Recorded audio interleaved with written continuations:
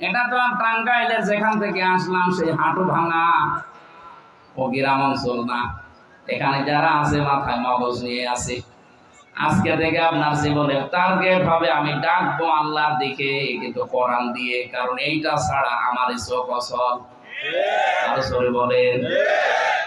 এতটুকু আল্লাহ শেষ করেননি, আলা বাসীরাতিন আনা ওয়া মান ইত্তাবাআনি, এটা আমার কাজ এবং আমার অনুসরণ যারা করতে চায়, আমাকে যারা অনুসারী আমার দাবি করবে, তাদের ওই একই কাজ।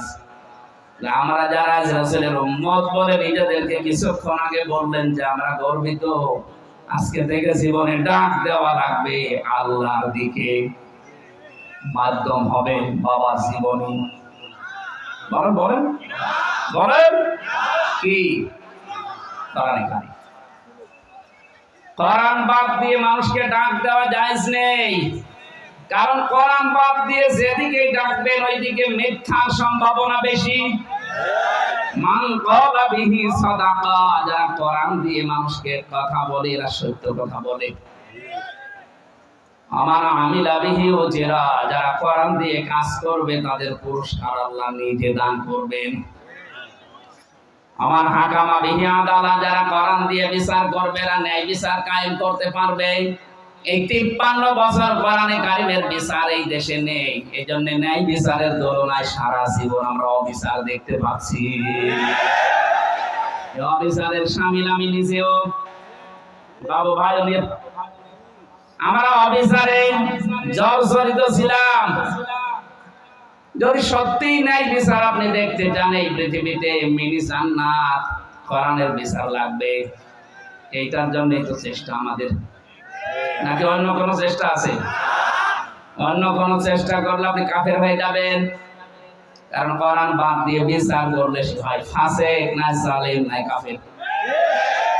এটা আমি বানালাম। আমান লাম ইয়াহকুম বিমা আনজালাল্লাহু ফাউলাইকা হুমুল কাফিরুন ফাউলাইকা হুমুজ জালিমুন ফাউলাইকা হুমুল ফাসিকুন।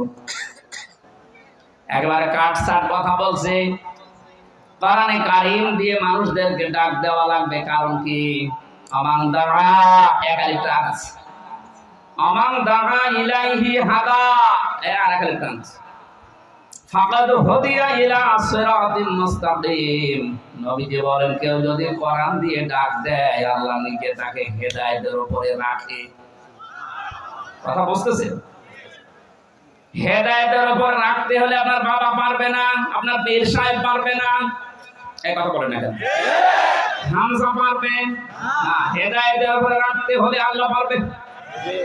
এইজন্য আমান দাআ ইলাইহি হাদা, কোন মানুষ যদি কোরআন দিয়ে মানুষকে ডাক দেয় আল্লাহ নিজে তাকে ওই ডাক নেওয়ালা মানুষকে হেদায়েতের উপরে রাখে।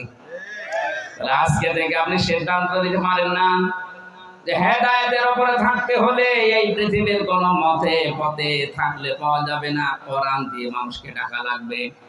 আর এটা দিয়ে ডাকতে হলে যে ঝামেলা আছে এটা আল্লাহ জানে, নাকি?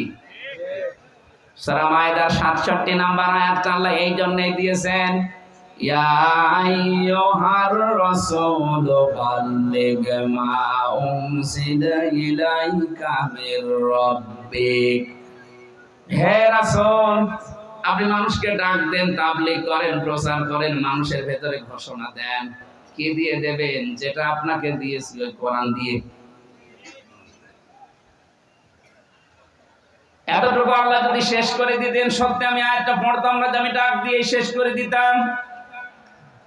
ওয়াইল্লাম তাফআল ফামা বাল্লাগতা রিসালাতা, আপনি যদি কোরআন দিয়ে দাওয়াত না দেন, কোরআনের প্রচার যদি আপনি না করেন, রিসালাতের দায়িত্ব পালন আপনার হয়নি। ওয়াইল্লাম তাফআল ফামা বাল্লাগতা রিসালাতা আল্লাহু ইয়াসিমুকা মিনান নাস, আমি জানি কোরআন দিয়ে ডাকলে বিপদ আপদ আসবে। বিশ্ব নবী এই 40 থেকে 63 এই 23 বছর কোরআনে কারীম দিয়ে দাওয়াত দেওয়ার কারণে 82 বার টার্গেট হয়েছিলেন হত্যার। কতবার? 82 বার। 27টা যুদ্ধের নেতৃত্ব দেওয়া লিখেছে তাকে নিজে।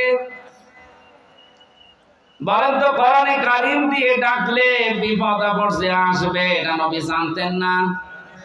বলেন বলেন।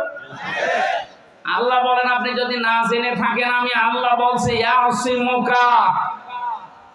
মজারে এটা বর্তমান, ভবিষ্যৎ, প্রেজেন্ট, ফিউচার। এখানে যদি ফিউচার এই শব্দের ভেতরে থাকবে তাহলে কা দিল কেন? কোন দিতে পারতো? আল্লাহু ইয়াসিমুকুম, আমি আল্লাহ তোমাদেরকে বাঁচাবো। কা দিয়ে মুহাম্মদুর রাসূলুল্লাহকে শুধু ইন্ডিকেট করলেন কেন? তাফসীরে ফি জিলালিল কোরআন সাইয়্যিদ কুতুব লিখেছেন, যদিও আল্লাহ কা দিয়েছেন, এই কায়ের ভেতরে বিশ্ব নবীর নায়েবে রাসূল যারা তারা লুকিয়ে আছে। কিয়ামত পর্যন্ত নবীর ইলম নিয়ে, নবীর উপর নাযিলকৃত কোরআনের জ্ঞান যারা দুনিয়াতে অর্জন করছে, করবে, ওরা আক্ষরিক অর্থে ডাইরেক্ট ইনডাইরেক্ট বিশ্ব নবীর ওয়ারিস, নায়েব। কথা বলে তারা যদি সত্যি নবীর মতো কোরআন প্রচার করতে যায়, বিপদ আপদ মুসিবত যে আসবে না তা না, আসবে। ইয়াসিমুকা মিনান নাস, মানুষের ষড়যন্ত্র, মানুষের কৌশল থেকে আমি আল্লাহ আপনাকে বাঁচাবো। এখানে ফাইল আল্লাহ নিজে, আল্লাহু ইয়াসিমুকা মিনান নাস, মানুষের চক্রান্ত থেকে আমি আল্লাহ নিজে আপনাকে বাঁচাবো। জোরে বলেন আল্লাহু আকবার। আর ঢাকাবাসী, হাদিসের শেষ কথা এইটা ছিল, যারা